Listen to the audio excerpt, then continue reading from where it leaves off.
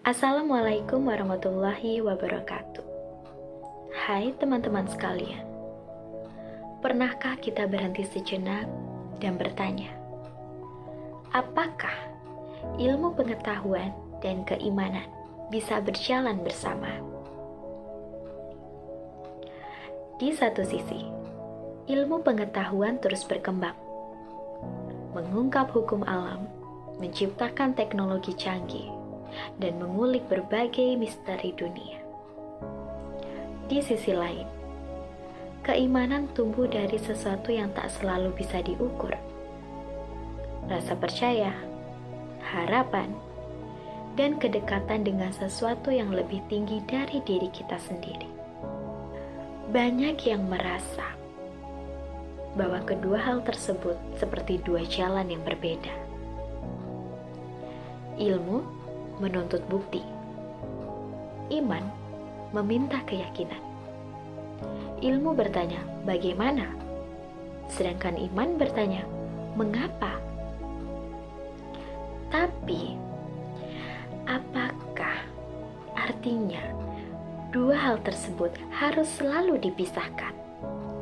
Faktanya, banyak ilmuwan besar dalam sejarah yang lahir dari latar belakang religius.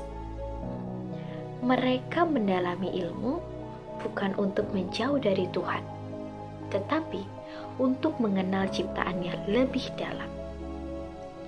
Mereka percaya bahwa alam semesta ini memiliki keteraturan dan memiliki hukum, karena ada yang maha mengatur. Ilmu memberi kita alat untuk bertindak, sedangkan iman memberikan kita arah dan tujuan. Ilmu membantu kita untuk memahami bagaimana sesuatu itu bekerja, sedangkan iman membantu kita memahami mengapa hal itu penting.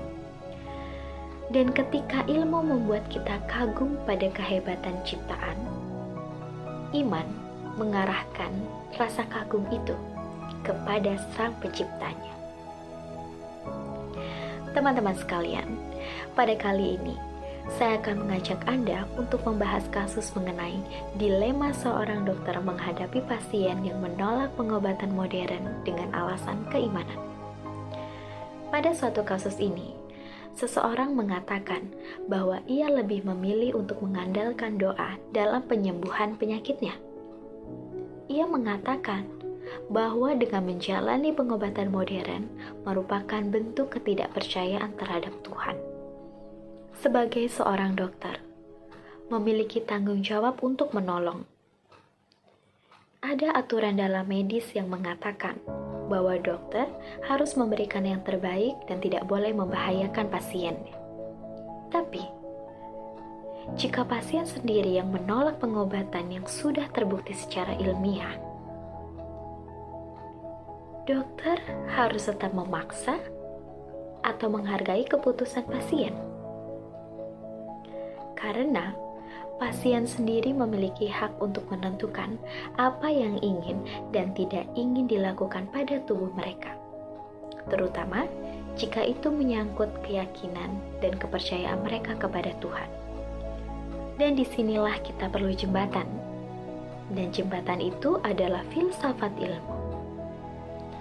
Filsafat ilmu mengajarkan kita untuk berpikir terbuka, karena ilmu bukan sesuatu yang dapat berdiri sendiri, tetapi bisa berdialog dengan nilai-nilai hidup, budaya, bahkan agama. Lewat filsafat ilmu, kita belajar untuk tidak hanya melihat data dan bukti, tetapi juga memahami bagaimana cara orang memaknai hidupnya. Lalu, apa solusinya? Kuncinya ada pada komunikasi. Dokter perlu mendengarkan alasan pasien, dan pasien juga perlu diberi penjelasan dengan cara yang lembut dan penuh empati. Jika perlu, pengobatan bisa disesuaikan agar tetap menghargai kepercayaan pasien tanpa mengorbankan kesehatan pasien. Karena pada dasarnya, ilmu dan iman tidak harus saling bertentangan. Keduanya dapat saling mendengarkan, saling menghargai, bahkan saling menguatkan. Adapun etika dalam pengambilan keputusan ini, dari perspektif filsafat ilmu, yang pertama ada epistemologi, di mana mengakui keanekaragaman sumber kebenaran. Jadi, keputusan harus mempertimbangkan bahwa kebenaran ilmiah dan spiritual bisa berdampingan. Tidak etis jika memaksakan satu kebenaran sambil menafikan yang lain. Kedua, etika deontologis dan teleologis, di mana kewajiban dan hasil. Jadi, keputusan yang baik adalah menyeimbangkan antara keduanya, bukan mengorbankan salah satunya. Misalnya, mencari alternatif yang sah menurut agama namun tetap efektif secara medis. Ketiga, dialog interdisipliner, menggabungkan rasionalitas dan nilai. Jadi, dokter tidak hanya bertindak sebagai ilmuwan, tetapi juga sebagai komunikator moral.